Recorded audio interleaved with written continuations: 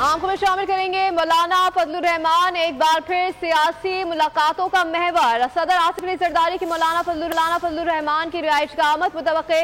बिलावल भुट्टो जरदारी की मौलाना फजलुर रहमान से मुलाकात जारी है। मौलाना फजलुर रहमान की रिहाइश गाह के बाहर गैर मामूली सिक्योरिटी के इंतजाम किए गए। इस बारे से मजीद जाने थे डिप्टी ब्यूरो चीफ अली शेर से। जी अली शेर, बताइएगा, मौलाना एक बार फिर सियासी मुलाकातों का महवर बन गए हैं। जी बिल्कुल, मौलाना फजलुर रहमान की रिहाइशगाह जो कि मुसलसल पॉलिटिकल सरगर्मियों का मरकज बनी हुई है। सुबह में पीटीआई वाले आए, जो ही वो अभी मौजूद थे तो सरदार अख्तर जान महंगल आ गए। अख्तर जान महंगल मौजूद थे तो बिलावल भुट्टो जरदारी आ गया। बिलावल भुट्टो जरदारी अभी तक मौलाना की रिहाइशगाह पे मौजूद हैं कि अभी इसहाक डार और मोहसिन नकवी, ये दोनों यानी नायब वज़ीर आज़म और वज़ीर दाखिला जो है वो मौलाना फजलुर रहमान की रिहाइशगाह पहुंच चुके हैं। इसके साथ ही साथ सदर मुमलिकत आसिफ अली जरदारी की जो सिक्योरिटी है, जो आमतौर पर उनके साथ होती है, वो सिक्योरिटी के एहलकार जो है उनको भी हम देख सकते हैं कि वो इस गली में आ चुके हैं। और मुमकिन तौर पे हो सकता है कि कुछ देर बाद सदर मुमलिकत आसिफ अली जरदारी भी पहुंचे। दूसरी तरफ पाकिस्तान तहरीक इंसाफ का जो वफद है वो बानी चेयरमैन पीटीआई से मुलाकात के बाद अडयाला से इस्लामाबाद की तरफ मौलाना फजलुर रहमान की रिहाइशगाह की तरफ रवान दवा है। और इम्कान ज़ाहिर किया जा रहा है कि शायद अगले आध घंटे तक या पौन घंटे तक पीटीआई का वफद जो है वो भी मौलाना फजलुर रहमान की रिहाइशगाह पे पहुंच जाए। और इस बात का इम्कान है कि जिस तरह कल नायब वज़ीर आज़म इसहाक डार साहब, आज़म नज़ीर तारड़ साहब और इन तरह सबकी पीटीआई की क़यादत से मौलाना की रिहाइशगाह में मुलाकात करवाई गई थी और उसके नतीजे में ये ब्रेक थ्रू हुआ था कि बानी चेयरमैन पीटीआई के साथ उनकी मुलाकात जो है वो करवाई जाएगी। तो इसी तरह से अब फिर ये लग रहा है कि वज़ीर दाखिला भी आ गए और नायब वज़ीर आज़म भी आ गए और पीटीआई वाले जो है वो भी पहुंच जाएंगे। बिलावल भुट्टो जरदारी जो है वो पहले से यहाँ मौजूद हैं। तो इससे ये लग रहा है कि अब एक बार फिर रात की तरह की एक जॉइंट बैठक जो है वो मौलाना फजलुर रहमान की सालसी में एक तरह से एक न्यूट्रल रोड जो है उसमें ये मुलाकात हो सकती है। इस वक्त बिलावल भुट्टो जरदारी और इसहाक डार मौजूद है मौलाना की रिहाइशगाह पे और साथ ही साथ जो बिलावल भुट्टो जरदारी हैं वो पहले से मौजूद हैं। इस वक्त पीटीआई के वफद की आमद का इंतजार है और हो सकता है कि अभी पीटीआई का वफद पहुंचे, इनकी मुलाकात हो और साथ ही जो है वो सदर मुमलिकत आसिफ अली जरदारी भी आ जाए। तो ये उन कोशिशों का हिस्सा है कि किसी भी तरह से मुत्तफिका 26वीं आईनी तरमीम जो है उसको मंजूर किया जाए या उसको मंजूर करने की कोशिश की जाए। एटलीस्ट यहाँ तक सिचुएशन पहुंची है। दूसरी तरफ अली शेर, ये तमाम तर मामलात से और मुलाकातों से यही लग रहा है। कल तक तो हमने देखा था कि मौलाना फजलुर रहमान और बिलावल भुट्टो जरदारी ने प्रेस कॉन्फ्रेंस की। उन्होंने कहा कि हम इस नतीजे पे पहुंच गए हैं, मुशावरत कर ली है, तकरीबन आइनसाजी के करीब है। लेकिन आज हम फिर देख रहे हैं कि शायद कुछ मौलाना के तहफ़्फ़ुज़ात हैं जो हुकूमत पूरे करने में नाकाम है।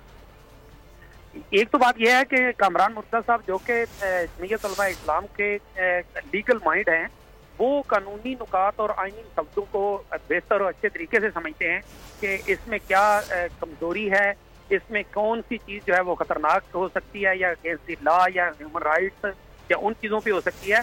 बेसिकली कामरान मुर्तज़ा साहब ने ये एतराज़ात उठाए थे कि इनका जो ताज़ा तरीन मसौदा है हुकूमत का, उसमें भी अभी भी उनको कुछ तहफ़्फ़ुज़ात हैं।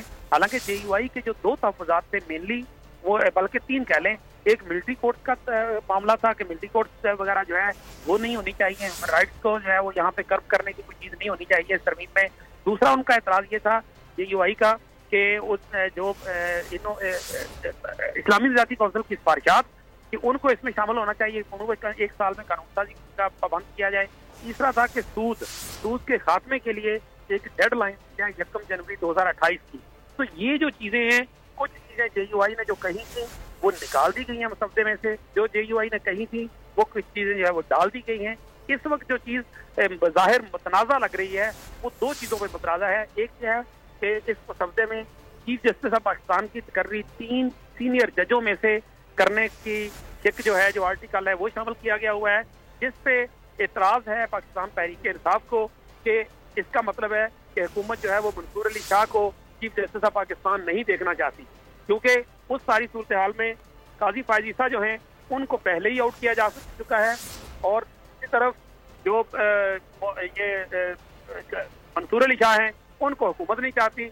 इस तरह की ये सारी सूरत हाल पैदा हो चुकी है। और फिर एक काबीना का जो मामला है कि काबीना को इसी तरह अख्तियारात दिया जाना कि जिसमें काबीना का कोई फैसला किसी अदालत में चैलेंज नहीं हो सकेगा, तो इस पे भी अपोजिशन को और बाकी जो PTI और JUI वगैरह है इनको एतराज़ात और तहफ़्फ़ुज़ात हैं।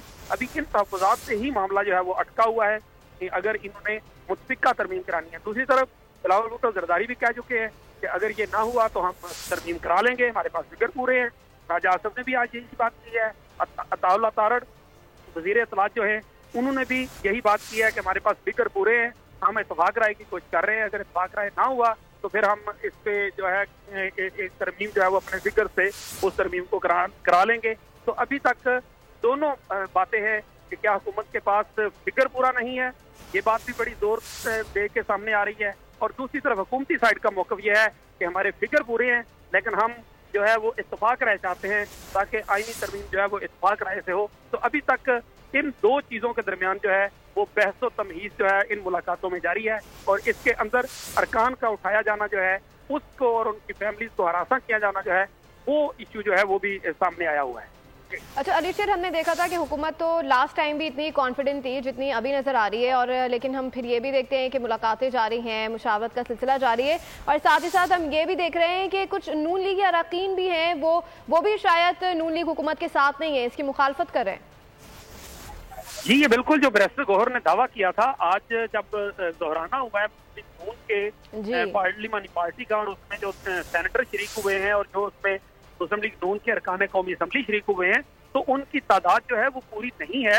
اور اس میں جو رپورٹ کیا گیا ہے پارلیمنٹ ہاؤس سے کہ تقریباً 25 کے قریب جو ان کے کچھ وزراء, کچھ ذمہ داران اور کچھ باقی لوگ اور کچھ ارکان جو ہے وہ اس دہرانے میں موجود نہیں تھے. تو اب اس کی وجوہات ہو سکتی ہیں کہ انہوں نے اپنی پارٹی کو بتائی ہوں, کسی کی جائز وجہ بھی ہو سکتی ہے کہ وہ کیوں نہیں آ سکا, اس نے پارٹی کو مطمئن کیا ہو کہ میں اس وجہ سے دہرانے میں نہیں پہنچ پایا اور میں آپ کے ساتھ ہوں. بعض وقت یہ بھی ہو سکتا ہے کہ کچھ لوگ واقعی اس طرح جو ہے وہ لاپتہ یا ایک طرح سے غائب یا ایک طرح سے اوائڈ کر کے ہوں, گریز کر کے ہوں اس میں آنے کے لیے, جس طرح سے بیرسٹر گوہر نے کہا تھا کہ P D M L N کے 7 ارکان قومی اسمبلی جو ہے وہ اس آئینی ترمیم کو ووٹ نہیں دیں گے, اور جس طرح خود پی ٹی آئی کے دعویٰ کرتی رہی تھی کہ ہم نے اپنے ارکان کو محفوظ کر لیا ہوا ہے, اور اب وہ کہتے ہیں کہ ہمارے اتنے ارکان غائب ہیں. ٹھیک ہے, پی ٹی آئی نے اپنے اراکین کو محدود کیا ہوا ہے. ڈپٹی بیورو چیف علی شیر ہمیں تفصیلاً آگاہ کر رہے تھے, آپ کا شکریہ.